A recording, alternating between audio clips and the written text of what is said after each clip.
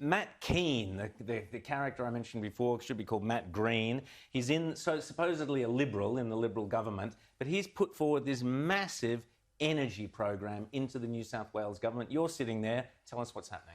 Well, there's a climate change cartel in Macquarie Street, Sydney, where the Liberals combine with the Nationals, with Labor across the Parliament, the Greens, and any other crossbencher they can find to suppress all the relevant information and inquiry about a bill. This bill is the biggest economic reform in New South Wales in half a century.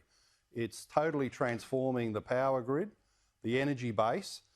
We have a duty of care to make sure nobody loses their job. We haven't got blackouts and rising prices. So you need absolute scrutiny of something that is essentially a command and control Soviet-style model to have renewable energy in New South Wales and nothing else. This would make Joe Stalin blush in terms of its economics. Now, normally in the New South Wales upper house where I sit, if a tree frog farts, we set up a committee inquiry and a call for papers to get all the information.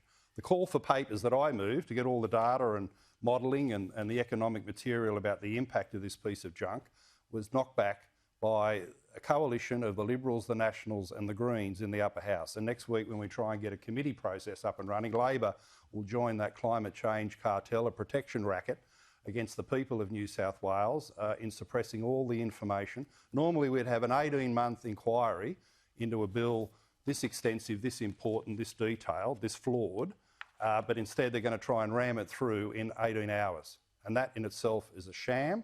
It's a disgrace to democracy in New South Wales. And anyone, right, I want to make this point, anyone out there who regards themselves as a Conservative or anyone in the centre of politics thinking you believe in transparency and attention to the facts and rational decision making. If you are voting Liberal, you are wasting your vote and wasting your time.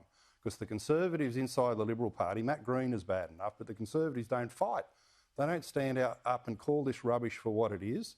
And for a party that once believed in market economics to adopt a Soviet 20-year plan model of energy provision in itself is a disgrace. So I'll be doing everything I can to stand against this. There's only a couple of us in the upper house, along with my colleague Rod Roberts, but also the Shooters Party will be supporting transparency and proper governance on this. But otherwise, the cartel and all its financial interests have the numbers, and they'll be trying to exercise them this week. So what's the heart of this so-called plan of Matt Kean's? Is it basically to transition entirely out of coal, fossil fuels? Yeah, absolutely. And it's flawed because the modelling has very optimistic assumptions about how much renewable investment you would get in what he calls renewable energy zones, 3 of them being set up in New South Wales. And of course, because it's intermittent energy supply, you need not only the investment in wind and solar power, you need the storage, the backup capacity.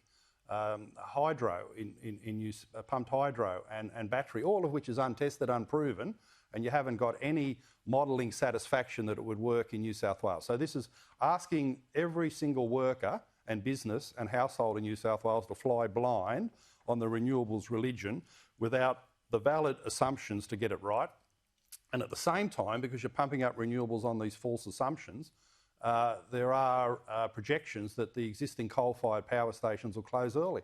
So New South Wales will be squeezed by the worst of both worlds, that we won't get the renewables investment because it's not economic under this model, but it will frighten the existing power supply into closing earlier. So you get a supply shortage, blackouts and rising prices for consumers. And the other thing about this model is that people might remember 5 years ago, this is the same government that privatised the old electricity assets, saying government shouldn't be involved. Now they're financially underwriting the new renewable system and getting back in with a Joe Stalin type command and control economic model. So 1 minute you've got to privatise because government gets out of the space, but for the sake of renewables they come back into the space and renationalise the profitability of the rent-seeking renewable companies. This is like JobKeeper for SPIVs. JobKeeper for SPIVs is the model, and they're going to try to wave it through in 18 hours, and it's only one nation and the Shooters that stands between them and that objective. And the key thing is we think we're led to believe, we've got a Conservative Liberal government who would, of course, oppose this sort of stuff. You've got a Liberal Green government, because Gladys Berejiklian and Kean might as well sign up to the Greens, and the Greens are part of the protection racket. You know, the number of times I've heard that Shoebridge in the upper house say, holding the executive to account, holding the executive to account, transparency, let's get the data out, let's analyse the facts. When it comes to his renewable religion, he's there like a traffic cop, say, come on through, your way through, you're through, in a couple of hours of parliamentary debate to allow this transformation of the New South Wales economy to occur. Not because there's any transparency, not because we're holding anyone to account, but he worships at the altar of renewables, and that's good enough to put the whole New South Wales economy at risk. What a disaster. Well, so watch this space. We'll do our best we can, but anyone out there who thinks they believe in common sense policy making, honest government and transparency, and especially if you think you're a Conservative, well, think again. You're voting for a Green Liberal government in alliance with the actual Green Party.